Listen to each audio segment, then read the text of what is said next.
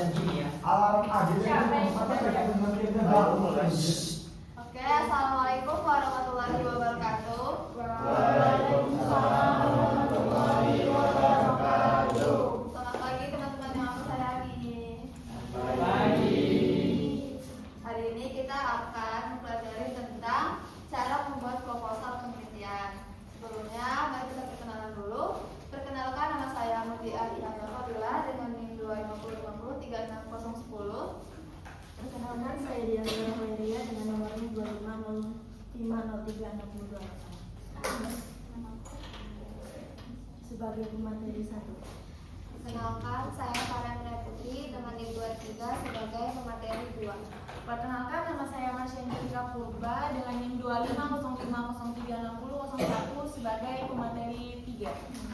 Perkenalkan, nama saya Kaitana Dara dengan NIM 31 dengan pemateri 4.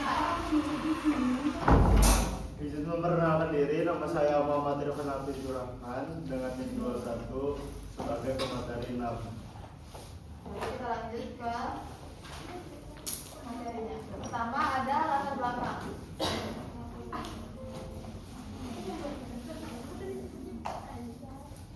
Jadi latar belakang dari cara membuat proposal penelitian yaitu menjelaskan alasan mengapa dilakukannya sebuah penelitian dan mengidentifikasi masalah umum yang ada di lapangan. Hal tersebut menjadi dasar penelitian yang dilakukan.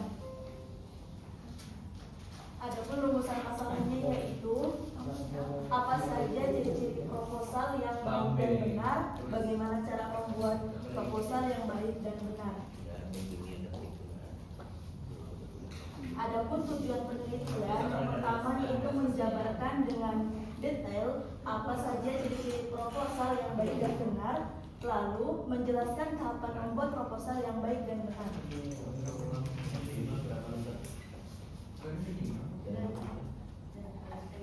Adapun definisi dari proposal penelitian dalam Kamus Besar Bahasa Indonesia adalah merujuk pada rencana kerja yang dituangkan dalam bentuk rancangan kerja. Sedangkan dalam penelitian secara umum, proposal penelitian adalah jenis dari salah satu karya ilmiah yang memiliki tujuan untuk mengusulkan suatu capaian penelitian baik dalam bidang sains maupun untuk kepentingan akademis serta berharap supaya sponsor menandai kegiatan penelitian tersebut. Lalu, singkatnya, proposal disusun untuk memberikan gambaran tentang rancangan kegiatan penelitian yang akan dilaksanakan, memuat topik yang dipilih, sama hipotesis untuk melakukan penelitian. Bahkan tidak jarang, rencana anggaran biaya dicantumkan dalam proposal penelitian. Selanjutnya akan disampaikan oleh teman saya. Baik, di sini saya sebagai pemateri 2 akan memaparkan materi mengenai ciri-ciri dari proposal penelitian. Terima kasih. Nah, yang pertama itu ada kejelasan rumusan masalah. Di sini kejelasan rumusan masalah itu dirumuskan secara spesifik, terukur dan dapat diuji. Kemudian relevansi dan kedalaman Indo Pustaka yang mencakup teori terkini dan studi empiris selama 5 tahun terakhir. Kemudian itu ada kesesuaian metodologi, desain kuantitatif, kualitatif maupun campuran selaras dengan tujuan. Kemudian ada kelayakan etik yang melampirkan persetujuan etik atau minimal dan minimal informan konsep. Selanjutnya ada keterukuran variabel. Di sini variabel didefinisikan sebagai objek secara operasional. Kemudian ada keterjangkauan sumber daya, di mana anggaran realistis dan berbasis harga pasar. Lalu ada konsistensi internal, ada tujuan, pertanyaan, metode, dan analisis sejalan. Lalu ada bahasa dan format, menggunakan bahasa baku dan format sesuai ejaan. Ini akan dilanjutkan oleh pemateri. Oke, baik. Sebelum saya lanjut materi dari saudari Farah, saya ingin menyapa teman-teman. Selamat pagi semua. Pagi. Baik, terima kasih. Di sini saya akan menjelaskan tentang tujuan penelitian dan hipotesis. Sebenarnya apa sih tujuan penelitian itu? Tujuan penelitian adalah alasan atau sasaran utama yang ingin dicapai dari suatu penelitian, yaitu untuk menjawab rumusan masalah, memperoleh data, serta menemukan pengetahuan atau solusi yang bermanfaat bagi bidang yang diteliti. Ada beberapa macam penelitian. Siapa yang tahu, teman-teman? Bisa angkat tangan? Gak ada yang tahu kan? Berarti saya akan menjawab. Beberapa macam penelitian ada 5, yaitu penelitian murni. Penelitian murni ini menurut Jujun S. Surya Sumantri adalah penelitian yang tujuannya menemukan pengetahuan yang belum dipahami. Penelitian murni ini tujuannya untuk mengembangkan teori. Yang kedua, penelitian terapan. Penelitian terapan bertujuan untuk menerapkan, menguji, mengevaluasi suatu teori yang ditetapkan untuk memecahkan masalah. Menurut Jujun Surya Sumantri, penelitian ini tujuannya untuk mempergunakan pengetahuan ilmiah yang telah diketahui untuk memecahkan masalah kehidupan yang praktis. Yang ketiga, penelitian eksploratif. Penelitian yang dilakukan untuk mengetahui sebab akibat terjadinya sesuatu, misalnya kematian penduduk yang simetris. Yang keempat adalah penelitian developmental. Penelitian ini adalah hasil uji coba suatu produk kemudian diteliti untuk tidak dikembangkan agar lebih baik. Dan yang terakhir adalah penelitian verifikatif. Penelitian ini digunakan untuk mengecek kebenaran hasil penelitian terdahulu. Dipahami kan, teman-teman? Tadi ada berapa macam penelitian? 5. Apa saja? Penelitian murni, Ya.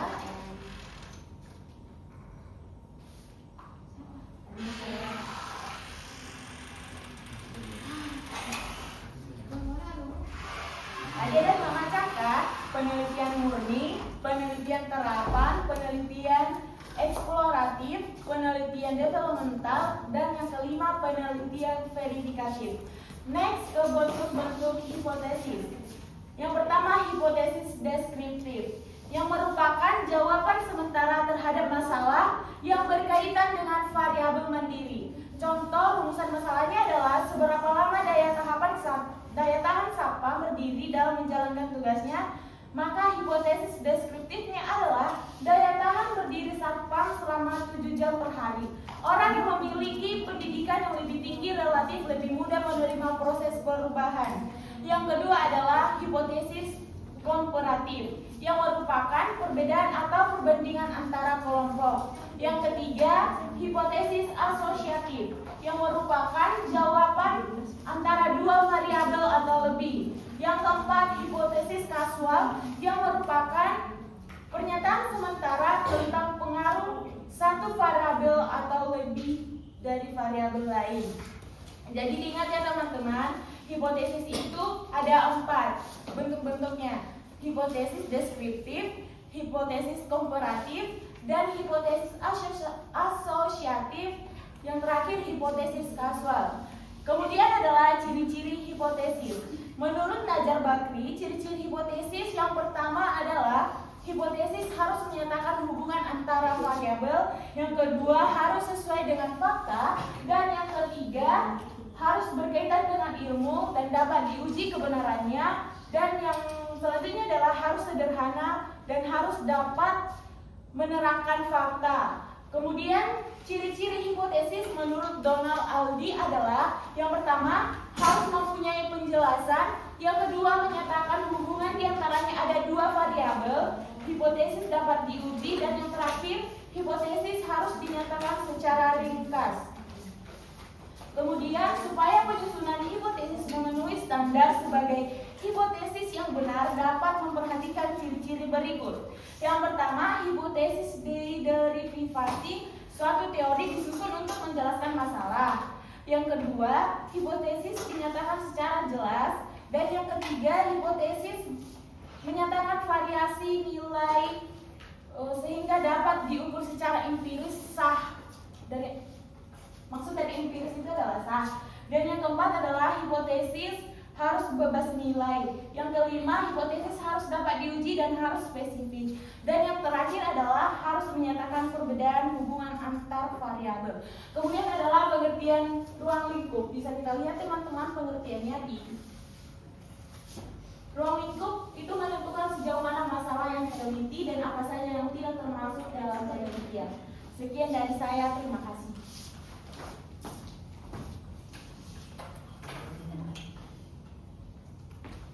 Selanjutnya adalah landasan teori.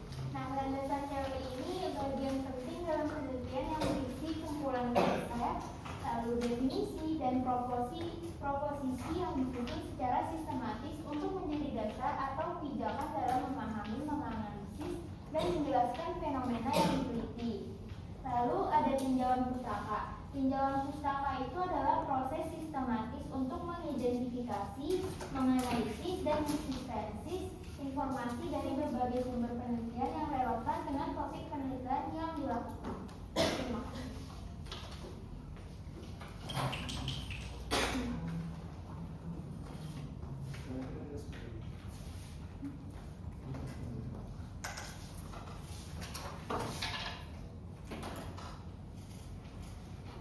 Kali ini saya akan menjelaskan apa itu metodologi penelitian.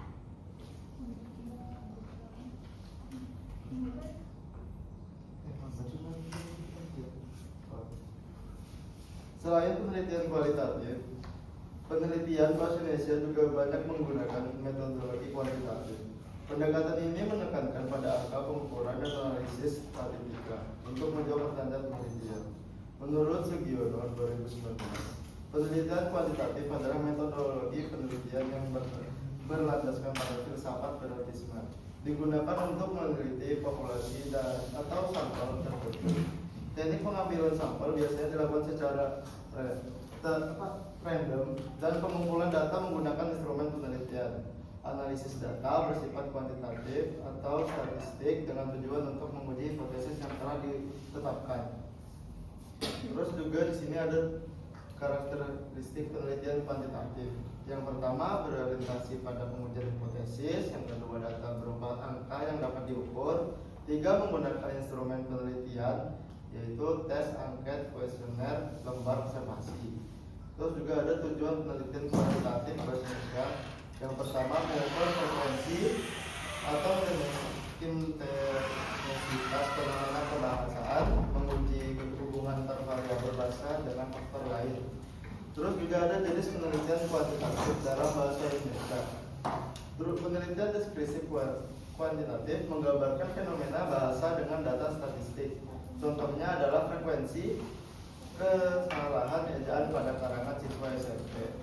Terus juga ada penelitian relasional menguji hubungan antara dua variabel. Contohnya adalah hubungan antara kebiasaan membaca dengan kemampuan menulis esai. Di sini ada juga yang namanya analisis data kuantitatif, statistik deskriptif, rata-rata presentasi tabel frekuensi itu di dalam analisis data frekuensi. Terus juga ada contoh penerapan penelitian kuantitatif itu sendiri. Yang pertama penelitian tentang pengaruh teknik diskusi kelompok terhadap keterampilan berbicara siswa. Yang kedua penelitian tentang hubungan antara intensitas membaca buku sastra dengan kemampuan menulis cerpen siswa SMA. Yang ketiga penelitian tentang frekuensi penggunaan kata serapan dalam artikel surat kabar selama 6 bulan terakhir. Dan sekian dari saya. Kita sampai pada kesimpulan, di mana uniknya dalam membuat proposal penelitian tidak terdapat kesimpulan. Jadi, apa aja cara-cara membuat proposal penelitian tadi? Pertama, kita tentukan latar belakangnya. Kemudian, kita tentukan rumusan masalahnya dan apa tujuan kita meneliti tersebut, meneliti itu. Lanjut, kita buat tinjauan pustaka, kita buat hipotesis, yaitu jawaban sementara dari rumusan masalah yang kita perkirakan. Terus juga kita lanjut ke tinjauan pustaka, teori-teori apa saja yang kita gunakan, kita masukkan dalam situ. Kita spesifikasi, kita ingin membahas tentang apa. Habis itu ada metode penelitian yang kita lakukan. Jadi tadi ada dua metode penelitian, yaitu metode kualitatif dan kuantitatif. Kalian udah tahu belum metode penelitian kualitatif dan kuantitatif itu bedanya apa? Nggak tahu. Kalau kuantitatif itu biasanya dia menggunakan data atau angka, sedangkan kualitatif itu biasanya buat yang wawancara. Jadi kayak lebih ke penjelasan, ke penjelasan. Baik, itu saja cara membuat proposal penelitian. Sekian dari kami. Wassalamualaikum warahmatullahi wabarakatuh. Waalaikumsalam warahmatullahi wabarakatuh. Sudah. Oh ya, sebelum itu teman-teman jika ada yang kurang dipahami atau ingin bertanya, silakan angkat tangan, sebutkan nama, NIM, dan dari kelompok mana. Pertanyaan dipersilahkan.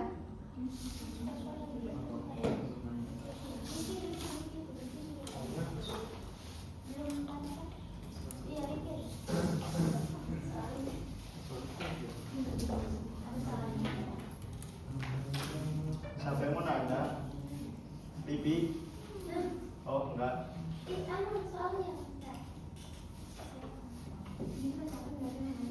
Iya, salah juga.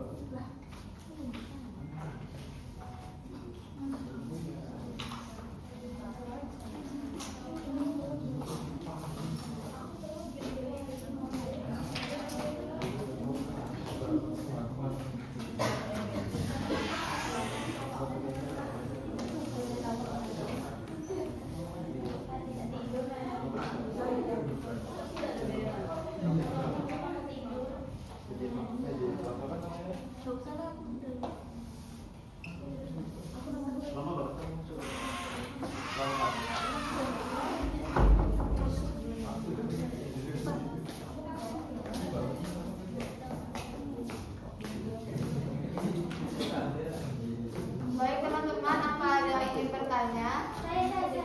Ya, persilahkan kepada Lisi. Sebelumnya perkenalkan, nama saya Olivia dengan NIM 26. Saya dari kelompok Lupa. 1. Saya ingin bertanya, seberapa penting proposal penelitian dalam kehidupan sehari-hari? Karena tadi saya nggak tahu. Oke, terima kasih. Baik, terima kasih atas pertanyaannya. Apa ada yang ingin bertanya lagi? Silakan teman-teman. Ada 4 lagi.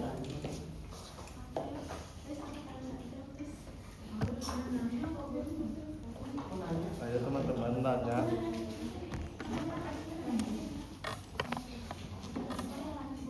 Oke, saudara Rido, silakan bertanya.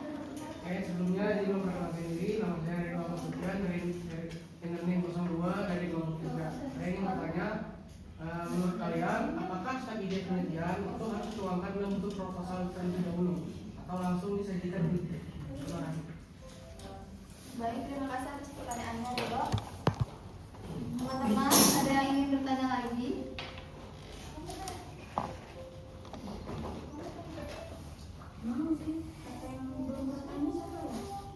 Ya, silahkan kepada Penci. Yang penting terekam. Perkenalkan, nama saya Feinci Artiani dari kelompok 4.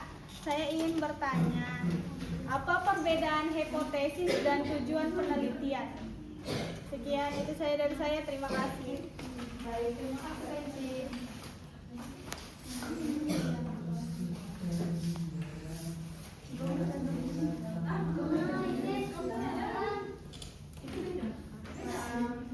Apa kita cukupkan saja pertanyaannya, teman-teman?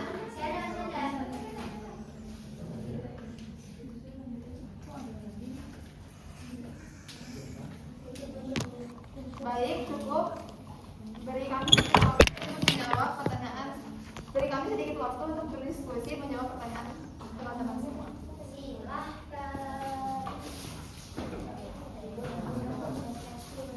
Absennya, guys. Udah absen Kak. Absen dulu.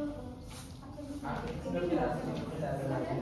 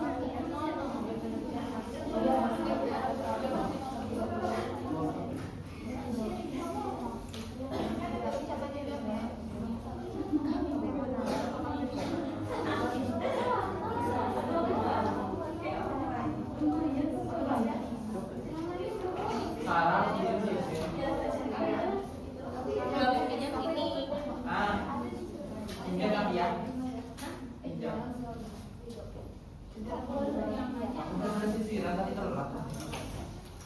Gara-gara aku di bawah sekali ke kamar mas. Semua orang baca kipas.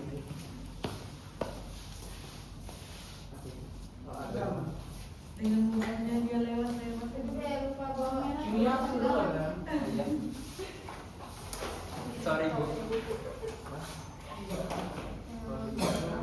Teman-teman, kami sudah selesai berdiskusi dan mohon beri izin kami untuk menjawab pertanyaan dari teman-teman sekalian. Pertama, saya akan menjawab pertanyaan dari Lipi. Saya konfirmasi pertanyaannya, seberapa penting proposal penelitian dalam kehidupan sehari-hari? Betul, Lipi? Ya. Jawabannya ialah proposal penelitian sangat penting dalam kehidupan sehari-hari karena berfungsi sebagai rencana kerja. Proposal membantu menyusun langkah-langkah secara terstruktur sehingga masalah bisa ditangani lebih efektif. Penghematan sumber daya di mana proposal membuat rencana kegiatan, jadwal, dan perkiraan anggaran. Dengan begitu, penelitian tidak membuang waktu dan uang untuk hal-hal yang tidak penting. Alat komunikasi serta latihan berpikir kritis dan sistematis. Menyusun proposal melatih keterampilan seperti logis, analitis, dan runut. Keterampilan ini sangat berguna dalam kehidupan sehari-hari, bahkan di luar penelitian. Dengan proposal penelitian atau kegiatan apapun menjadi lebih teratur, efektif, dan dapat dipertanggungjawabkan. Jelas, terima kasih. Sama-sama. Oke. Kemudian saya akan menjawab pertanyaan dari saudara Rido dengan pertanyaan, menurut kalian apakah setiap ide penelitian harus dituangkan dalam bentuk proposal terlebih dahulu atau ada kondisi tertentu di mana proposal tidak diperlukan? Berarti ini menurut jawaban saudara kami ya. Soalnya betul atau betul? Betul ya. Oke, saya akan menjawab. Ya, proposal wajib pada penelitian formal karena dalam konteks akademik dan profesional, hampir semua ide penelitian harus dituangkan dalam bentuk proposal karena proposal menjawab syarat administratif, skripsi, tesis, disertasi, penelitian, dosen. Kemudian proposal digunakan untuk mendapat persetujuan dari pembimbing, lembaga atau sponsor. Kemudian proposal adalah kontrak awal antara peneliti dan pihak pemberi izin atau dana. Jadi kalau tujuannya resmi, proposal mutlak diperlukan. Kemudian tidak selalu wajib pada penelitian non formal atau eksplorasi pribadi. Ada kondisi di mana proposal tidak diperlukan. Misalnya eksperimen pribadi kecil. Contohnya mencoba metode belajar baru lalu mencatat hasilnya. Dan kemudian observasinya sederhana, misalnya mengamati kebiasaan teman supaya di kantin sekolah. Yang ketiga, proyek kreatif yang lebih mengutamakan spontanitas daripada struktur formal. Ide ini bisa langsung diuji tanpa proposal meskipun tetap lebih baik kalau ada catatan rencana sederhana. Bagaimana dengan saudara Nido? Apakah jawabannya kurang puas atau sangat baik atau baik? Oke, terima kasih. Kalau ada bidang pribadi bilangin aja. Sudah. Silakan untuk menjawab soal nomor 3.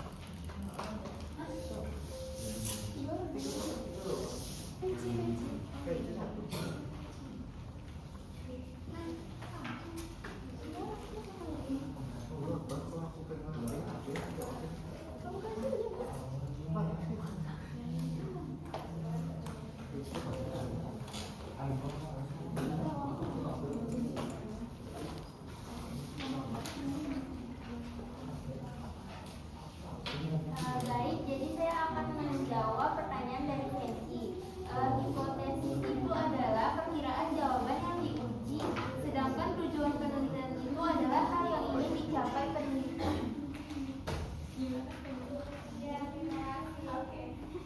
Baik, cukup itu saja pertanyaan dari teman-teman sekalian. Tidak ada lagi. Oke, kita tutup materi pada pagi hari ini. Semoga apa yang kita paparkan dapat dipahami oleh teman-teman.